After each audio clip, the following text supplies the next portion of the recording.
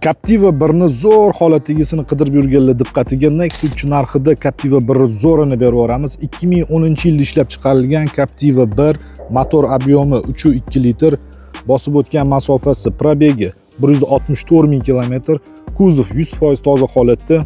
Crossoverimiz faqat benzinda yurgan, gazda umuman yurmagan, texnik holatlar juda ham a'lo holatda. Motor ходовой korobkada hech qanaqa qilinadigan ishi, rasxodlar umuman yo'q. Balonlari deyarli yangi holatda, narojniy plastmassalari ham matoviy bo'lib turibdi. Mashinamizning kuzovi tekis holatda turibdi. Qirilgan, sirilgan, sarapina, tosh degan joylar umuman yo'q. Kraskasi 100% toza. Xohlagan ustunligi bemalol tekshirib olishingiz mumkin.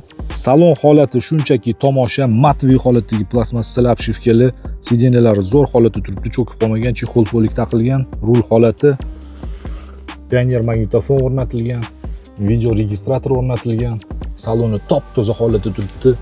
Lyuki albatta bor.